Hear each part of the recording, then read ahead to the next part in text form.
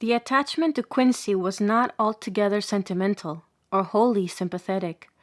Quincy was not a bed of thornless roses. Even there, the curse of Cain set its mark. There, as elsewhere, a cruel universe combined to crush a child, as though 3 or 4 vigorous brothers and sisters with the best will were not enough to crush any child. Everyone else conspired towards an education which he hated. From cradle to grave, this problem of running order through chaos, direction through space, discipline through freedom, unity through multiplicity has always been and must always be the task of education. As it is the moral of religion, philosophy, science, art, politics, and economy. But a boy's will is his life, and he dies when it is broken, as the colt dies in harness, taking a new nature and becoming tame. Rarely has the boy felt kindly towards his tamers. Between him and his master has always been war.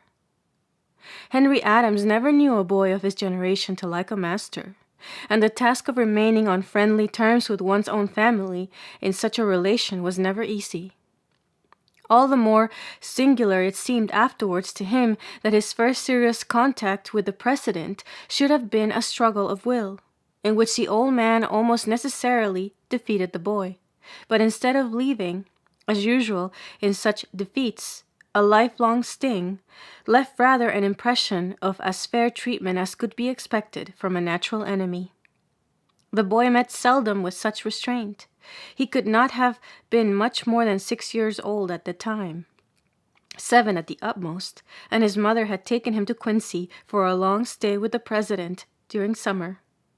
What became of the rest of the family he quite forgot, but he distinctly remembers standing at the house door one summer morning in a passionate outburst of rebellion against going to school. Naturally, his mother was the immediate victim of his rage. That is what mothers are for, and boys also. But in this case, the boy had his mother at unfair disadvantage, for she was a guest and had no means of enforcing obedience. Henry showed a certain tactical ability by refusing to start, and he met all efforts at compulsion by successful, though too vehement, protest. He was in fair way to win, and was holding his own with sufficient energy at the bottom of the long staircase which led up to the door of the President's library, when the door opened and the old man slowly came down. Putting on his hat, he took the boy's hand without a word and walked with him, paralyzed by awe, up the road to the town. After the first moments of consternation at this interference in a domestic dispute, the boy reflected that an old gentleman close on 80 would never trouble himself to walk near a mile on a hot summer morning over a shadeless road to take a boy to school, and that it would be strange if a lad imbued with the passion of freedom could not find a corner to dodge around somewhere before reaching the school door. Then and always the boy insisted that this reasoning justified his apparent submission. But the old man did not stop, and the boy saw all his strategical points turned, one after another, until he found himself seated inside the school, and obviously the center of curious, if not malevolent, criticism. Not till then did the President release his hand and depart. The point was that this act, contrary to the inalienable rights of boys, and nullifying the social compact, ought to have made him dislike his grandfather for life. He could not recall that it had this effect even for a moment. With a certain maturity of mind, the child must have recognized that the President, though a tool of tyranny, had done his disreputable work with a certain intelligence. He had shown no temper, no irritation, no personal feeling, and had made no display of force. Above all, he had held his tongue. During their long walk he had said nothing. He had uttered no syllable of revolting cant about the duty of obedience and the wickedness of resistance to law. He had shown no concern in the matter, hardly even a consciousness of the boy's existence. Probably his mind at that moment was actually troubling itself little about his grandson's iniquities, and much about the iniquities of President Polk. But the boy could scarcely at that age feel the whole satisfaction of thinking that President Polk was to be the vicarious victim of his own sins. And he gave his grandfather credit for intelligent silence.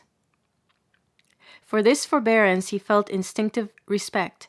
He admitted force as a form of right. He admitted even temper, under protest. But the seeds of a moral education would at that moment have fallen on the stoniest soil in Quincy, which is, as everyone knows, the stoniest glacial and tidal drift known in any Puritan land. Neither party to this momentary disagreement can have felt rancor.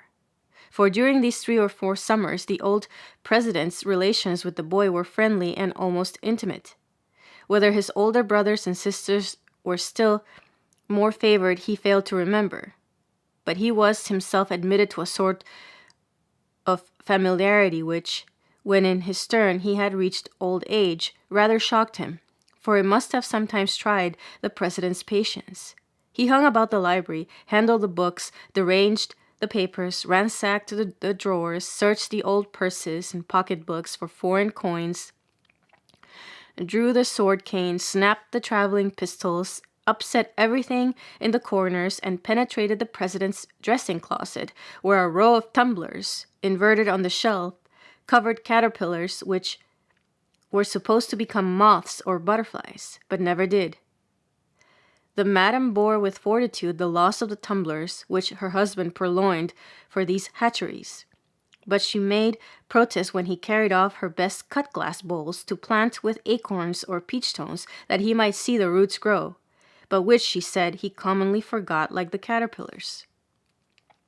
At that time the president wrote the hobby of tree culture, and some fine old trees should still remain to witness it, unless they have been improved off the ground.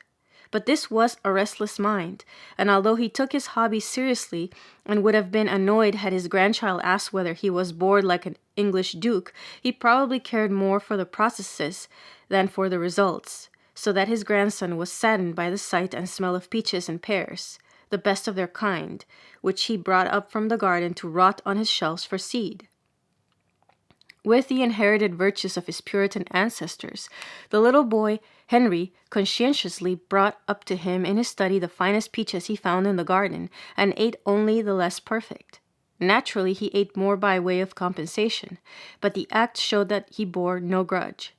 As for his grandfather, it is even possible that he may have felt a certain self-reproach for his temporary role of schoolmaster, seeing that his own career did not offer proof of the worldly advantages of docile obedience.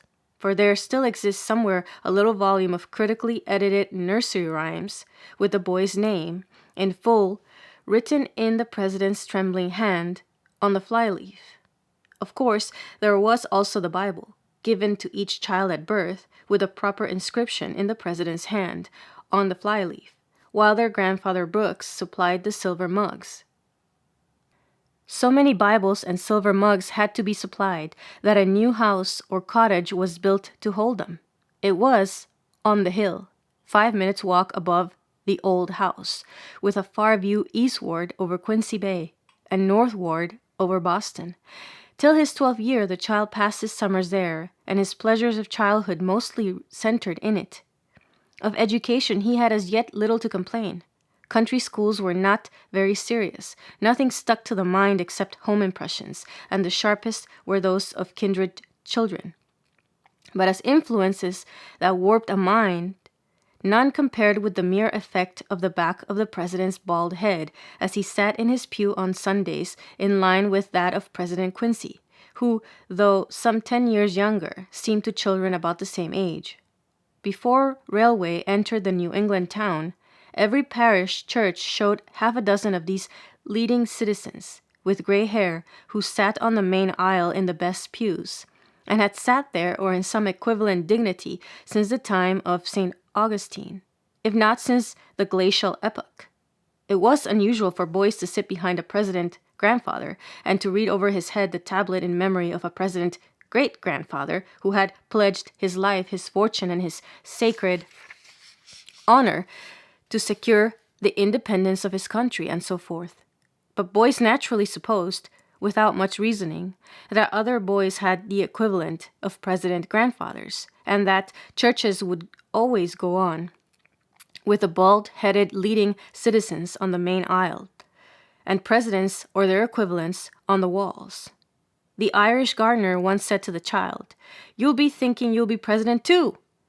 The casualty of the remark made so strong an impression on his mind that he never forgot it. He could not remember ever to have thought on the subject. To him, that there should be a doubt of his being president was a new idea. What had been would continue to be. He doubted neither about presidents nor about churches, and no one suggested at that time a doubt whether a system of society which had lasted since Adam would outlast one Adam's more. The madam was a little more remote than the president, but more decorative.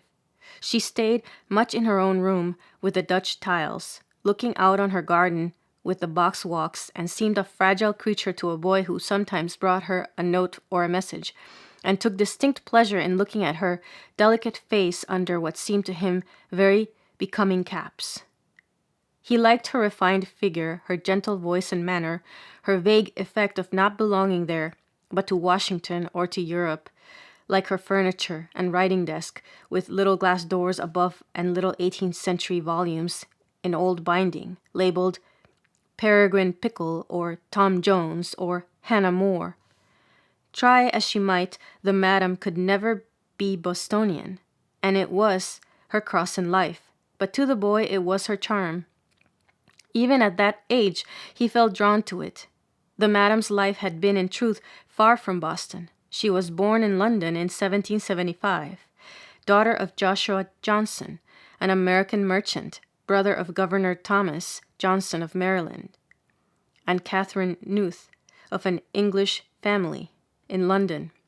Driven from England by the Revolutionary War, Joshua Johnson took his family to Nantes, where they remained till the peace. The girl Louisa Catherine was nearly 10 years old when brought back to London, and her sense of nationality must have been confused. But the influence of the Johnsons and the services of Joshua obtained for him from President Washington the appointment of consul in London, on the organization of the government in 1790. In 1794, President Washington appointed John Quincy Adams minister to The Hague. He was 27 years old when he returned to London, and found the consul's house a very agreeable haunt. Louisa was then 20. At that time, and long afterwards, the consul's house, far more than the minister's, was the center of contact for traveling Americans, either official or other. The legation was a shifting point between 1785 and 1815, but the consulate, far down in the city, near the Tower, was convenient and inviting, so inviting that it proved fatal to young Adams. Louisa was charming, like a Romney portrait, but among her many charms, that of being a New England woman was not one. The defect was serious. Her future mother-in-law, Abigail, a famous New England woman whose authority over her turbulent husband, the second president, was hardly so great as that which she exercised over her son, the sixth to be, was troubled by the fear that Louisa might not be made of stuff stern enough or brought up in conditions severe enough to suit a New England climate, or to make an efficient wife for her paragon son. And Abigail was right on that point, as on most others where sound judgment was involved. But sound judgment is sometimes a source of weakness rather than a force, and John Quincy already had reason to think that his mother held sound judgments on the subject of daughters-in-law, which human nature, since the fall of Eve, made Adams helpless to realize. Being 3,000 miles away from his mother and equally far in love, he married Louisa in London, July 26, 1797, and took her to Berlin to be the head of the United States legation. During 3 or 4 exciting years, the young bride lived in Berlin. Whether she was happy or not, whether she was content or not, whether she was socially successful or not, her descendants did not surely know.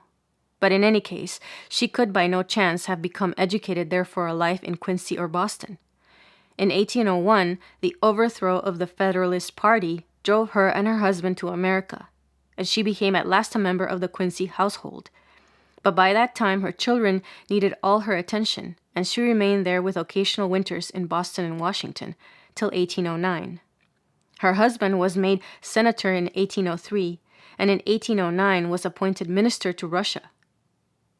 She went with him to St. Petersburg, taking her baby, Charles Francis, born in 1807, but broken-hearted at having to leave her two older boys behind. The life at St. Petersburg was hardly gay for her. They were far too poor to shine in that extravagant society, but she survived it, though her little girl baby did not, and in the winter of 1814-15, alone with the boy of 7 years old, crossed Europe from St. Petersburg to Paris. In her traveling carriage, passing through the armies and reaching Paris in the Saint-Jour, after Napoleon's return from Elba.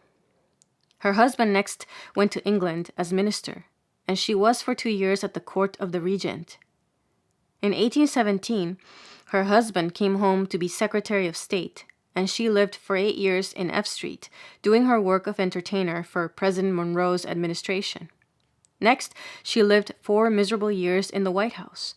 When that chapter was closed in 1829, she had earned the right to be tired and delicate, but she still had 15 years to serve as wife of a member of the House. After her husband went back to Congress in 1833, then it was that the little Henry, her grandson, first remembered her.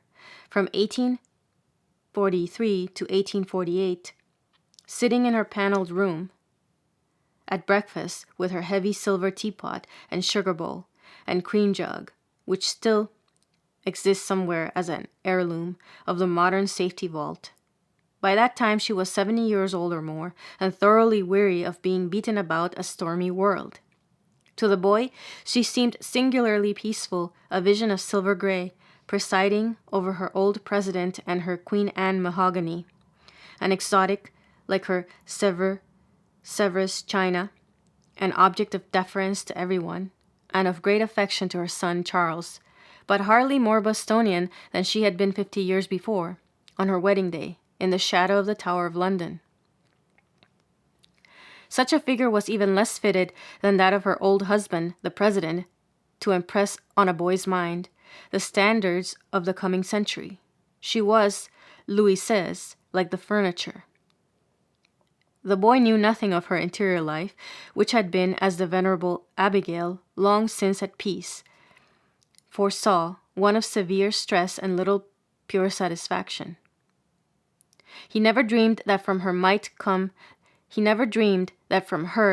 some of those doubts and self-questionings, those hesitations, those rebellions against law and discipline, which marked more than one of her descendants. But he might even then have felt some vague instinctive suspicion that he was to inherit from her the seeds of the primal sin, the fall from grace, the curse of Abel, that he was not of pure New England stock, but half exotic. As a child of Quincy, he was not a true Bostonian. But even as a child of Quincy, he inherited a quarter taint of Maryland blood. Charles Francis, half Marylander by birth, had hardly seen Boston till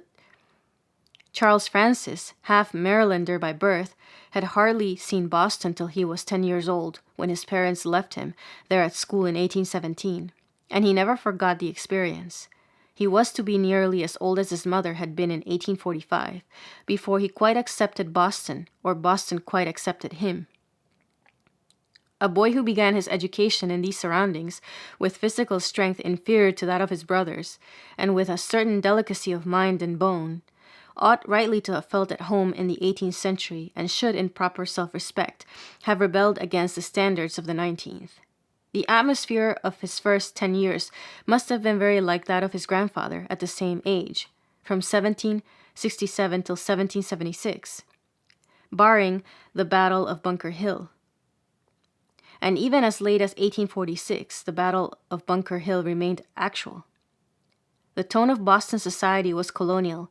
The true Bostonian always knelt in self-abasement before the majesty of English standards. Far from concealing it as a weakness, he was proud of it as his strength. The 18th century ruled society long after 1850. Perhaps the boy began to shake it off rather earlier than most of his mates. Indeed, this prehistoric stage of education ended rather abruptly with his 10th year. One winter morning, he was conscious of a certain confusion in the house in Mount Vernon Street, and gathered from such words as he could catch that the president, who happened to be then staying there, on his way to Washington, had fallen and hurt himself. Then he heard the word paralysis. After that day, he came to associate the word with the figure of his grandfather, in a tall-backed, invalid armchair on one side of the spare bedroom fireplace, and one of his old friends, Dr. Parkman, or PPF, the Grand, on the other side, both dozing.